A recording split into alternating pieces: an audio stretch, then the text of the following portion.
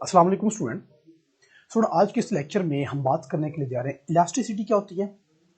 जो इलास्टिक हम अक्सर पढ़ते हैं, इलास्टिसिटी होना, जिसमें लचकदार कोई चीज़ होना। फिर हम डिस्कस करेंगे स्ट्रेस क्या होता है, जो हमारे अक्सर माइंड पर रहता है। स्ट्रेस, एग्जाम आ गए, स्ट्रेस है। और फिर हम डिस्कस करेंगे स्ट्रेन क्या होता है और स्ट्रेन की टाइप्स कौन कौन सी। स्टूडेंट, अगर हम बात करें ना, सबसे पहले इलास्टिसिटी, उसको हम कुछ यूँ लिखेंगे, कुछ यूँ डिफाइन करेंगे। इलास्टिसिटी को हम इलास्टिसिटी मतलब जो इलास्टिक होता है, ऐसी चीज जो लचकदार होती है, जिसमें लचक होती है। अगर हम सबसे पहले एग्जांपल लेते हैं इसको प्रोसीड करने से पहले।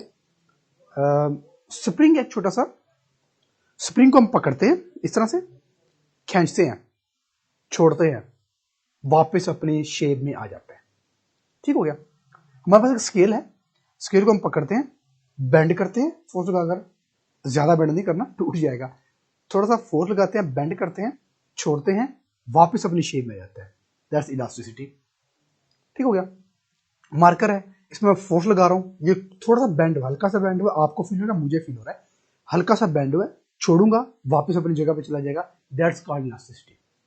ठीक हो गया। अब इलास्टिसिटी इनफैक्ट होती है, एक प्रॉपर्टी होती है, ये प्रॉपर्टी होती है, प्रॉपर्टी ऑफ एन ऑब्जेक्ट। ये किसी भी ऑब्जेक्ट की प्रॉपर्टी हो सकती है। अब ये प्रॉपर्टी क्या करती है, ये रिस्टोर करती है, रिस्टोर करती है, रिस्टोर ओरिजिनल शेप को और साइज को, size of object after removing deforming force. देखिए, सबसे पहले बात है कि ये एक प्रॉपर्टी होती है, किसी भी ऑब्जेक्ट की प्रॉपर्टी सकती है, जो ऑब्जेक्ट की शेप और उसके साइज को वापस लेकर आती है। अगेन वही बात है, मेरे पास स्केल है, मैं फोर्स लगाता हूं, उसको बेंड कर देता हूं। अब जो मैं फोर्स लगा रहा हूं ना, जिसकी वजह से स्केल बेंड हुआ है, उसको हम नाम देते हैं डीफॉर्मिंग फोर्स। उसको हम नाम देते हैं डीफॉर्मिंग फोर्स। डीफॉर्मिंग, डी का मतलब होता है बेंड कर देना, फार्मिंग, फॉर्म मतलब बनाना, फॉर्म बनाना होता है, फॉर्मेशन, फॉर्म बनाना। यानी कि ऐसी फोर्स जो किसी ऑब्जेक्ट की शेप को बिगाड़ देती है। डिफॉर्मिंग मतलब बिगाड़ पैदा करने वाली, बिगाड़ पैदा करने, खराब करने वाली। ठीक है। तो जब हम स्केल, अगेन स्केल है, हम उस पर डीफॉर्मिंग फोर्स अप्लाई करते हैं। डीफॉर्मिंग फोर्स जो उस शेप की, जो उस ऑब्जेक्ट की असल शेप को बिगाड़ देगी। पहले स्ट्रेट था, फोर्स लगाई, बेंड हो गया, मतलब जो अपने फोर्स अप्लाई की है, उसने स्केल की असल शेप जो थी पहले स्ट्रेट थी, उसको बेंड कर दिया, उसको बिगाड़ दिया, अब वो कर्व में आ चुका है। तो जब हम किसी ऑब्जेक्ट से ये अप्लाई की गई डीफॉर्मिंग फोर्स को रिमूव करते हैं, खत्म करते हैं, अलग करते हैं, छोड़ते हैं, तो ऑब्जेक्ट वापस अपने असल शेप, असल साइज में वापस आ जाना, this is called property of that object and called elasticity. बात क्लियर हुई? चले, अब एक और हमारे पास टर्म आती है इलास्टिसिटी के साथ, जिसको हम बोलते हैं स्ट्रेस। स्ट्रेस, स्ट्रेस क्या होता है? दिमाग में बहुत स्ट्रेस है यार, एग्जाम नजदीक आ रहे हैं, आता है तो बहुत ज्यादा स्ट्रेस, मैं बहुत ज्यादा स्ट्रेस में हूं। ये वही स्ट्रेस है, लेकिन ये दिमाग वाला स्ट्रेस नहीं, ये फिजिक्स वाला स्ट्रेस है। स्ट्रेस क्या कहता है? स्ट्रेस क्या होता है? दबाव, किसी चीज का दबाव होना। स्ट्रेस को हम आसान लफ्जों में कह देते हैं प्रेशर, जो हमने पहले पढ़ा हुआ है। प्रेशर क्या होता है? वही अंडर प्रेशर है ना, जब अंडर प्रेशर बंदा होता है, क्रिकेट खेल रहे हैं तो अक्सर देखा, जो प्लेयर्स होते हैं वो अंडर प्रेशर हो जाते हैं। अंडर प्रेशर जब होते हैं तो उनसे शॉट नहीं लगती, विकेट नहीं ली जाती, अंडर प्रेशर आ चुके हैं, उनके उनके उनके मसल्स के ऊपर, उनके माइंड के ऊपर प्रेशर आ चुका है, वो काम नहीं ठीक से करेंगे। तो ये स्ट्रेस भी वही है, उनके ऊपर स्ट्रेस आ चुका है। पब्लिक का भी हो सकता है, वो ओपोनेंट प्लेयर्स का भी हो सकता है, किसी का भी हो सकता है। ठीक है। तो स्ट्रेस क्या होता है? स्ट्रेस हमारे पास होता है वही फोर्स पर यूनिट एरिया। अब ये यहां पर फोर्स कौन सी है? ये फोर्स है डिफॉर्मिंग फोर्स। ठीक है, जो शेप को बिगाड़ेगी। ठीक है। जब डिफॉर्मिंग फोर्स एक्ट करती है खास यूनिट एरिया पर, उसको हम बोल देते हैं स्ट्रेस। अगर इसके हम यूनिट की बात करें,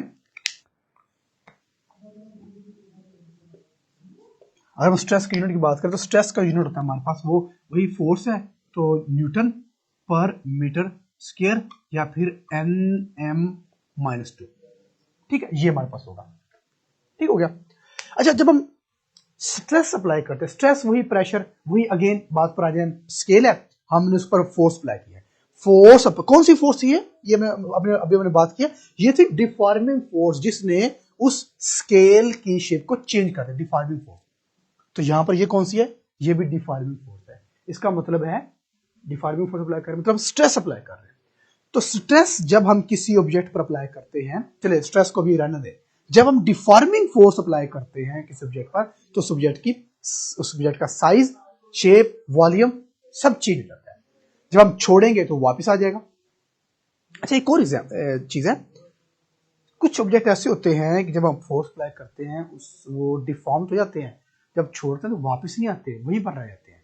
इनफैक्ट उस वक्त हम फोर्स कुछ ज्यादा लगा चुके होते हैं, हम जरा जोश में जाते हैं, बड़ी ताकत है, ज्यादा जोश में कर ज्यादा फोर्स लगा देते हैं, तो जो ऑब्जेक्ट होता है हम उसकी इलास्टिसिटी की लिमिट क्रॉस कर जाते हैं। ठीक है, सपोज करते हैं हमारे पास ये है, ये एक स्केल है, सपोज कर देते हैं हम इस पर एक साइड से पकड़ा हुआ, दूसरे से हम फोर्स अप्लाई करते हैं। हम जब फोर्स अप्लाई करते हैं ना, इस तरफ चाहे इस तरफ, तो ये जो है ये इसकी इलास्टिसिटी की लिमिट है, ये भी और ये भी, चाहे हम ऊपर को फोर्स लगाए चाहे हम नीचे को फोर्स लगाए, ये इसकी इलास्टिसिटी की लिमिट है। इस लिमिट के अंदर अंदर हम फोर्स अप्लाई करेंगे तो ऑब्जेक्ट अपनी शेप, साइज और वॉल्यूम को रिस्टोर कर लेगा। अगर हम जोश में आकर ज्यादा फोर्स अप्लाई कर देते हैं, ज्यादा फोर्स लगा देते हैं, ऑब्जेक्ट जो होता है वो इस लिमिट से बाहर आ जाता है। अब के बाद जब हम फोर्स रिमूव करेंगे ना, छोड़ेंगे, ये ऑब्जेक्ट अपनी ओरिजिनल शेप, साइज और वॉल्यूम को रिस्टोर नहीं कर पाएगा। क्यों? क्योंकि अब ये अपनी लिमिट से बाहर आ चुका है। जो ये वाली चीज है इसको बोल देते हैं इलास्टिसिटी, इलास्टिसिटी लिमिट या फिर इलास्टिक लिमिट। एक ही बात, इलास्टिक लिमिट या फिर इलास्टिक लिमिट। ठीक है, मैं इसको चलो इलास्टिक लिख देता हूं, इलास्टिक लिमिट। ठीक है, ये होती है इलास्टिक लिमिट। तो जब तक हम फोर्स को लिमिट के अंदर रखेंगे, ऑब्जेक्ट अपने original size, shape and volume को रिस्टोर करेगा। अगर हम ये इलास्टिक लिमिट क्रॉस कर दें, फिर ऑब्जेक्ट अपनी ओरिजिनल साइज, शेप और वॉल्यूम को रिस्टोर नहीं कर पाएगा, बल्कि यहां पर आकर वो परमानेंट डिफॉर्म हो जाएगा, परमानेंट डिफॉर्म। ठीक है, परमानेंटली डिफॉर्म हो जाएगा, हमेशा के लिए उसका जो भी साइज, शेप, वॉल्यूम है बिगड़ जाएगा। ठीक हो गया। तो याद रखना, जब भी हमने फोर्स अप्लाई करनी है तो हमने इलास्टिक लिमिट के अंदर रहकर फोर्स अप्लाई करनी है, तब जाकर वो अपनी ओरिजिनल शेप, साइज, वॉल्यूम में वापस आएगा। ठीक हो गया। अच्छा, स्ट्रेस तो हमने अप्लाई कर दिया। अब स्ट्रेस जब अप्लाई करते हैं तो ऑब्जेक्ट डिफॉर्म होता है, ऑब्जेक्ट के साइज, वॉल्यूम और शेप में बिगाड़ पैदा होता है। अगर बिगाड़ पैदा हो लेंथ में मतलब वही हमारे पास स्प्रिंग है, स्प्रिंग को हम फोर्स अप्लाई करते हैं तो उसकी लेंथ बढ़ जाती है। अगर बिगाड़ पैदा हो लेंथ में, अगेन अगर चलो इसको करने से पहले हम बात करते हैं स्ट्रेन की। स्ट्रेन क्या होता है? स्ट्रेन क्या होती है? स्ट्रेस और स्ट्रेन। स्ट्रेन को उर्दू में बोलते हैं बिगाड़। ठीक है, स्ट्रेन। अब स्ट्रेन किस वजह से होता है? स्ट्रेन होता है स्ट्रेस की वजह से।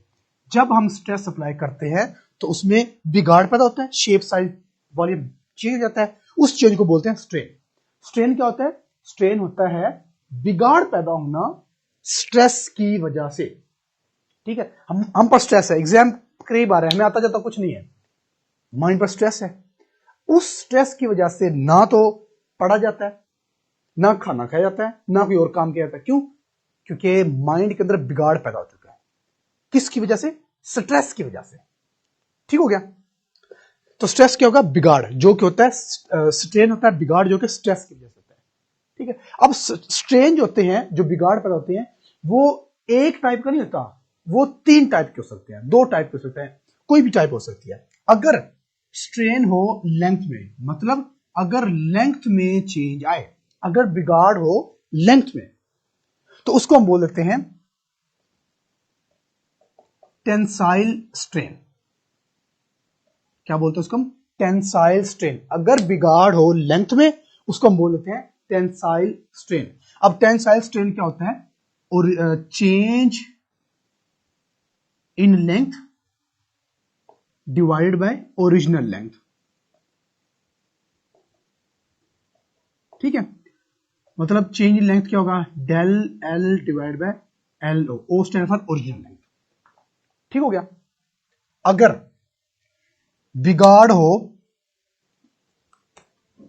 शेप में, वॉल्यूम में, अगर बिगाड़ हो वॉल्यूम में तो उसको हम बोलते थे, अगर बिगाड़ हो वॉल्यूम में तो उसको हम बोल देते हैं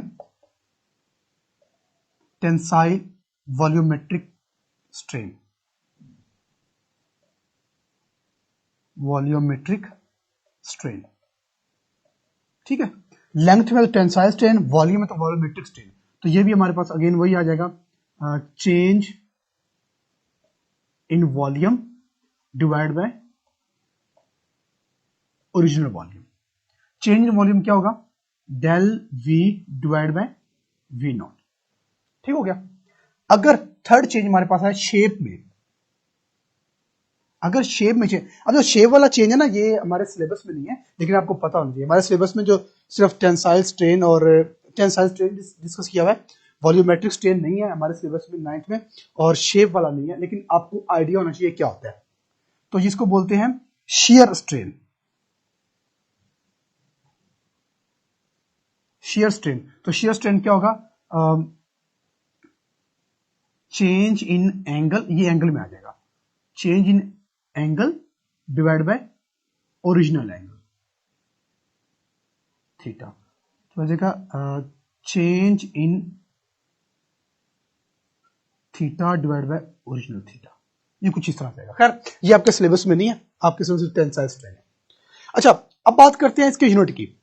स्ट्रेन का यूनिट क्या होता है? तो स्ट्रेन का यूनिट हमारे पास होगा, ठीक है, मैं यही तो दिखा लेता हूं। ये है del L by L. Del L यानी चेंज इन लेंथ, तो चेंज इन लेंथ, लेंथ का यूनिट क्या होगा? मीटर, और ओरिजिनल लेंथ का मीटर, मीटर मीटर से कैंसिल आउट, तो इसका होगा नो यूनिट। यूनिट क्यों नहीं होगा? क्योंकि इट्स सिंपल आर रेशियो। जो टेंसाइल स्ट्रेन है वो एक रेशियो है, रेशियो की वजह से वो कट जाता है और उसमें कोई इसका यूनिट नहीं होता। तो याद रखना, स्ट्रेन का कोई यूनिट नहीं होता, स्ट्रेन का कोई यूनिट नहीं होता। तो यूनिट किसका होगा? स्ट्रेस का। स्ट्रेन का यूनिट क्यों नहीं होता? क्योंकि स्ट्रेन इज अ रेशियो। इसको हम कहेंगे it's a ratio, it has no unit. इसका कोई यूनिट नहीं होता क्योंकि स्ट्रेन एक रेशियो होती है। क्लियर हो गया? चलिए स्टूडेंट, ये था आज का हमारा टॉपिक जिसमें हम पढ़ा इलास्टिसिटी क्या होती है, फिर हमने स्ट्रेस को डिस्कस किया, फिर हमने स्ट्रेन को डिस्कस किया। और स्ट्रेन में हमने मजीद पढ़े हैं जी, टेंसाइल स्ट्रेन क्या होता है, वॉल्यूमेट्रिक स्ट्रेन क्या होता है, शियर स्ट्रेन क्या होता है। एक चीज अगेन मैं आपको बता दूं, ये आपके सिलेबस में इंक्लूड नहीं है, लेकिन फिर भी आपके फॉर जो जनरल इंफॉर्मेशन ये आपको बता दी गई। आपके सिलेबस में टेंसाइल स्ट्रेन है। क्लियर? अगर इससे रेलेवेंट क्वेश्चन हो तो आप पूछ सकते हैं।